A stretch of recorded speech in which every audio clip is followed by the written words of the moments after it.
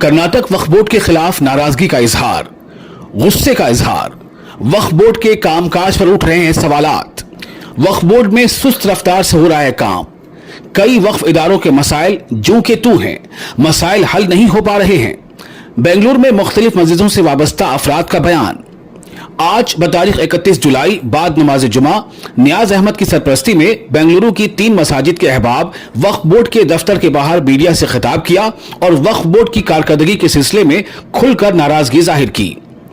Bengaluru urban वक्फ advisory committee के साबिक vice chairman नियाज अहमद ने कहा कि सिर्फ 3 मस्जिदों का मसला नहीं, ऐसे कई वक्फ इदारे हैं जो अपने मसाइल को लेकर इन दिनों काफी परेशान हैं। हालांकि वक्फ के चेयरमैन हाफिज अली बाबा एक सलाहियत याफ्ता नौजवान हैं, काम करने का जज्बा रखते हैं, लेकिन वक्फ अफसरों से ताउन नहीं मिल पा रहा है। वक्फ बोर्ड का लीगल सेल कमजोर हो चुका है।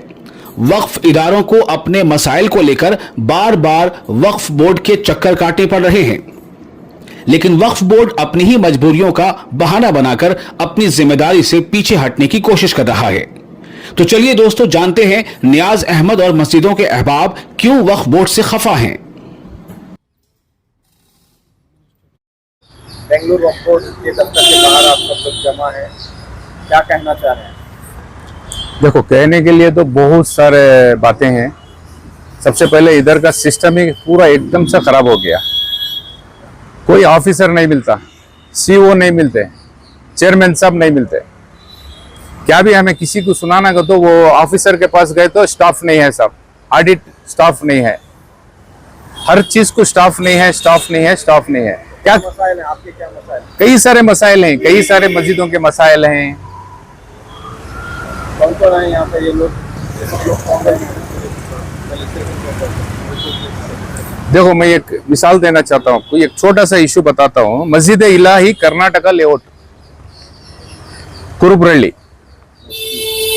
2017 में एक एडवाइजरी कमेटी बनती है, फिर 2018 को एडमिनिस्ट्रेटर अपॉइंट करती, एडवाइजरी कमेटी चलेगी। एडमिनिस्ट्रेटर कौन? एक पर्सन मुकर्रम बोल को, पुलिस डिपार्टमेंट वाले मुकर्रम साहब एडमिनिस्ट्रेटर बनती। उसके बाद उन्होंने रिजाइन कर डालती। वो रिजाइन कॉपी भी मेरे पास है। उन्होंने रिजाइन करने के बाद उनका रिजाइन दे सो 1 साल के बाद ये रिजाइन एक्सेप्ट करती हैं यहाँ के ऑफिसर। 1 साल के बाद उसके बाद क्या होता? 2020 में जो वफ ऑफिसर हैं, जो रजिया सुल्ताना वफ ऑफिसर हैं, उन्होंने केयर टेकर बनती 2020 में। 2020 से लेकर आज तक अभी उन्होंने केयर टेकर, कोई केयर टेकर नहीं है वहां। उन्होंने केयर टेकर ही वो मस्जिद को रह नहीं सकते। केयर टेकर 6 महीने, ज्यादा से ज्यादा 1 साल। उसके बाद तुम्हें ये तो इलेक्शन कराना, नहीं तो बोर्ड को इन्फॉर्म करना, हेड ऑफिस को इन्फॉर्म करना, नहीं तो तुम्हें एक एडेक कमेटी की, इलेक्शन की, एनरोलमेंट की करको इलेक्शन कराना, नहीं तो एक सिलेक्शन कमेटी बनाना। वो बैलास में क्या है? इलेक्शन और सिलेक्शन करको है। 6 साल से तुमने क्या इंटरेस्ट के वहां के केयर टेकर बनकर रहने की। दूसरी बात, रमजान में जरा बच्चे वहां रिसेंट रमजान में जरा बच्चे जाको इफ्तियारी की दावत कराती। कौन की रोड में जाने वाला थर्ड पर्सन, उन्हें पहले एडवाइजरी कमेटी में था, मोहम्मद यूनुस कहते उसका नाम। इफ्तियारी कराए सो दावत के वास्ते इनके ऊपर आको झगड़ा करता, उन्हें लड़ाया करता। तुम्हें कैसा खिलाए, मंजे पूछे नहीं सका। इन्हें क्या भी नहीं है वहां एट प्रेजेंट। उन्हें एडवाइजरी पुरानी कमेटी में था। सो रजिया सुल्ताना केयर टेकर रही सो 6 साल से। पूछते को जरा ढकला ढकली हुई है। ढकला ढकली होने के बाद इन्हें गया कि नहीं कि ये 4 बच्चों के ऊपर एफआईआर कराता। एफआईआर करने रेकमेंड कौन करती? वफ ऑफिसर रेकमेंड करती। वफ ऑफिसर क्या बोलती? Active member, advisory active member करको। आज तक मैं ये नहीं देखा वफ ऑफिसर किसी थर्ड पर्सन रोड में जाने वाले को तुम्हें ले को जाको पुलिस स्टेशन को रेकमेंड करने के वास्ते लेटर देती। सो इतनी लापरवाही। और ये जो वफ ऑफिसर रही पिछले 10-12 साल से एक ही जगह काम कर रही। इसमें इंटरेस्ट क्या हेड ऑफिस बोर्ड का है? नहीं, हेड ऑफिस वाले का है, नहीं वो मैडम का है। 10-12 साल एक जगह तुम्हें काम ही नहीं कर सकते। इसके वास्ते मैं लेटर देखो हूं, चीफ सेक्रेटरी को दूं, सीईओ को दूं, हमारे चेयरमैन साहब तो मिल रही नहीं। चेयरमैन साहब अच्छे आदमी, लेकिन उनको आजू बाजू जो है वो आदमियां उनको बहका रही। काम करने का तरीका इज वेल एजुकेटेड, समझदार है। हमें भी सोचे थे कि चेयरमैन बनने के बाद बहुत अच्छा काम हो जाता, अब कर्नाटक में वक्फ बोर्ड कहां से कहां की चले जाता करको हमें भी सोचे थे, लेकिन वैसा नहीं हो रहा। स्टाफ नहीं है, यहाँ लीगल सेक्शन बराबर नहीं है, विनिंग परसेंटेज 0, अकाउंट सेक्शन बराबर नहीं है।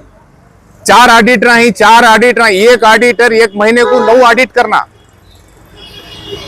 4 ऑडिटर ही, एक ऑडिटर 9 ऑडिटिंग करना नहीं करी।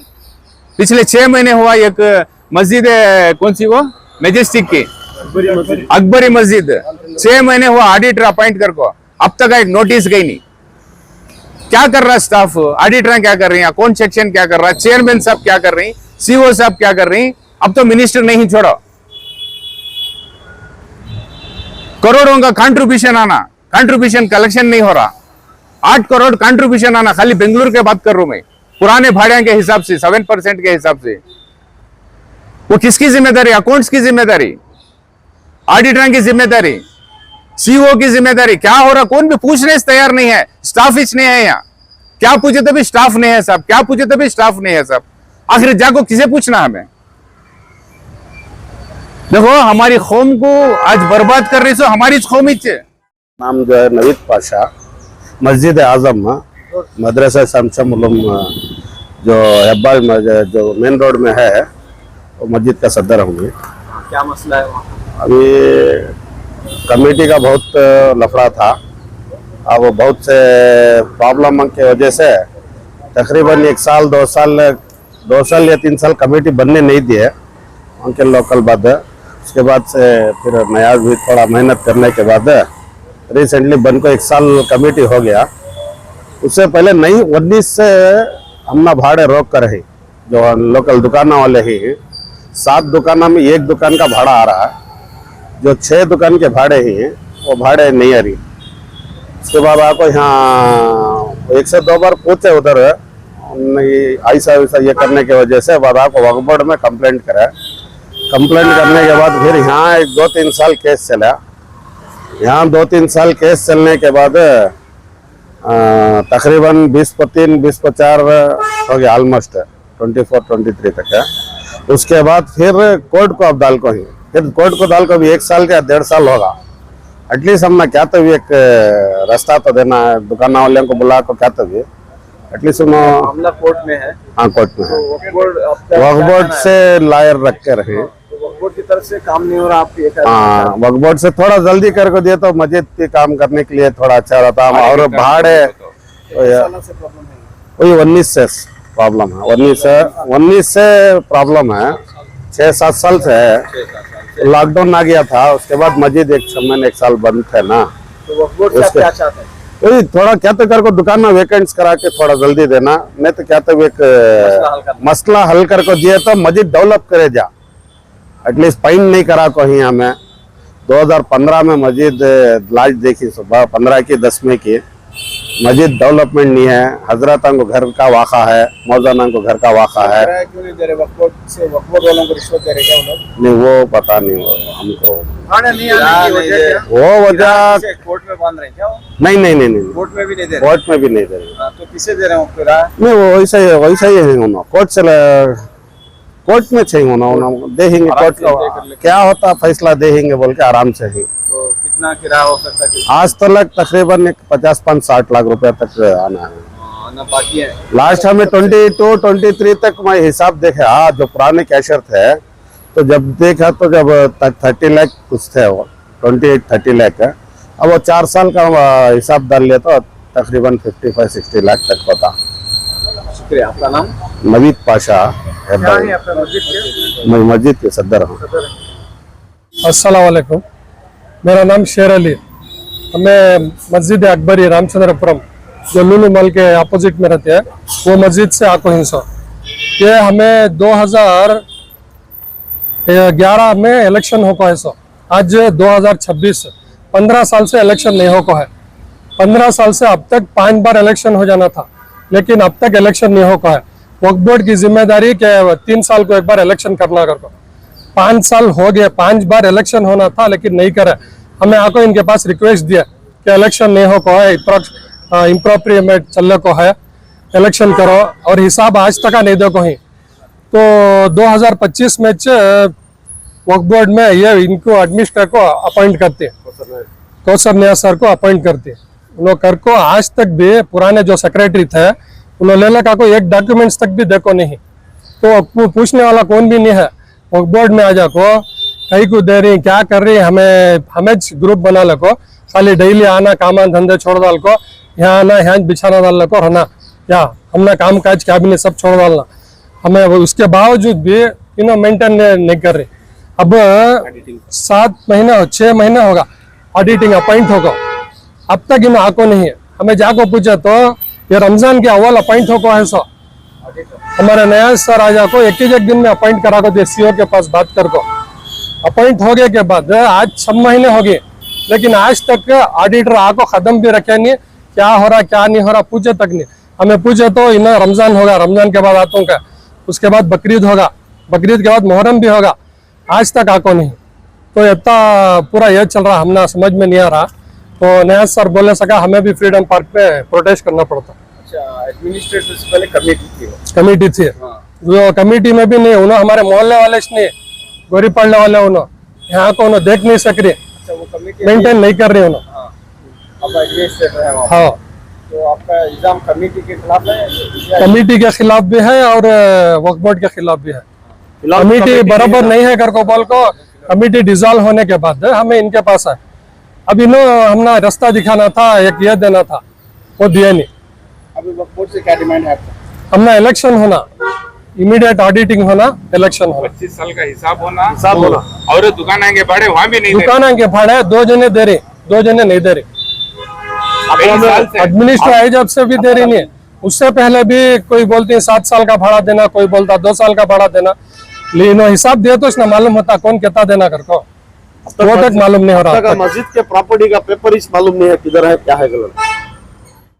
मेरा नाम Syed Yusuf, Karnataka layout second stage कुरबहल्ली।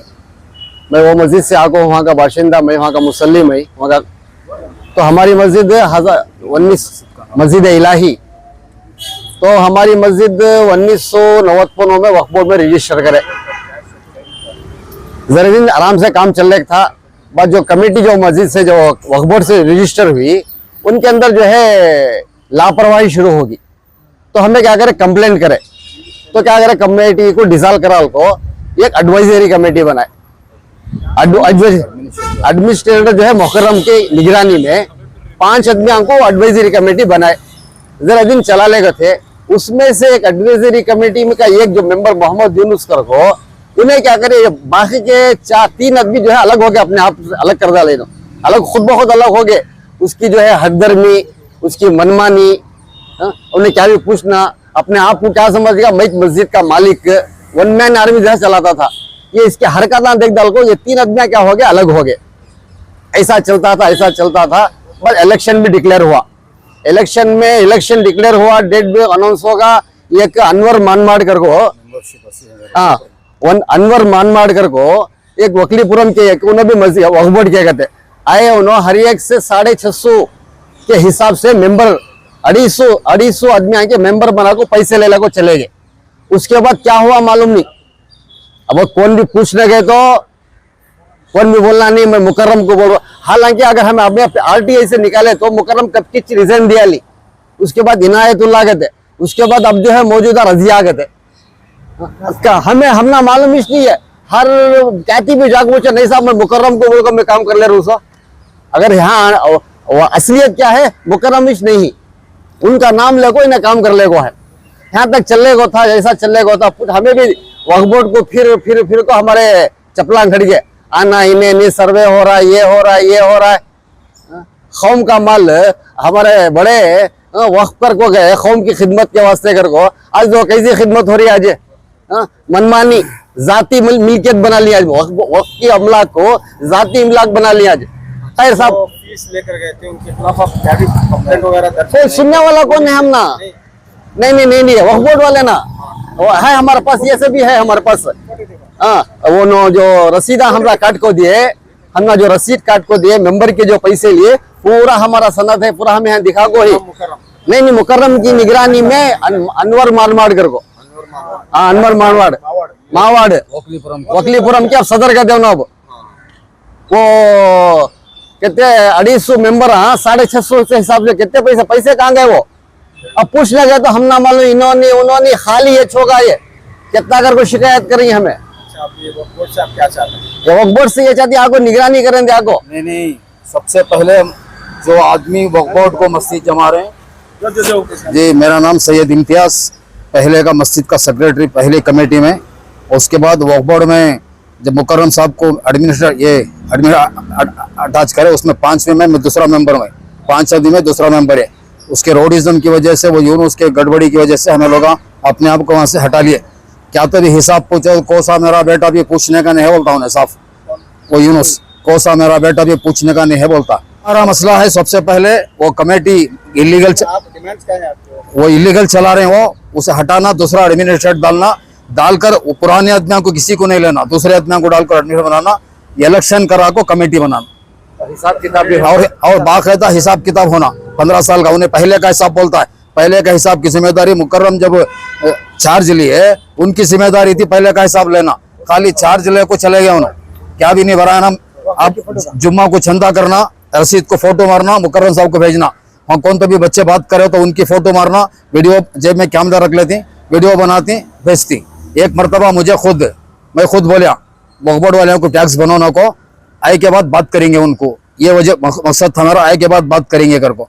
लेकिन नमाज पढ़ को मस्जिद घर को गया तो फोन कराया उन्हें, यूनुस फोन कर को बोलिया लो मुझे चीचा बोलता उन्हें, और मेरा शागिर्द उन्हें उस रेडी मुझे फोन कराया उन्हें, वक्फ बोर्ड से ऑफिसर बात कर रही कर को, मैं है ना वक्फ बोर्ड के ऑफिसर सलाम करे, वालेकुम सलाम, कौन भाई, मैं सैयद इम्तियाज, क्या किस्सा, क्या कि बोले कहते ना अजान नमाज होते तुम्हें मस्जिद बंद करवा लो कर को।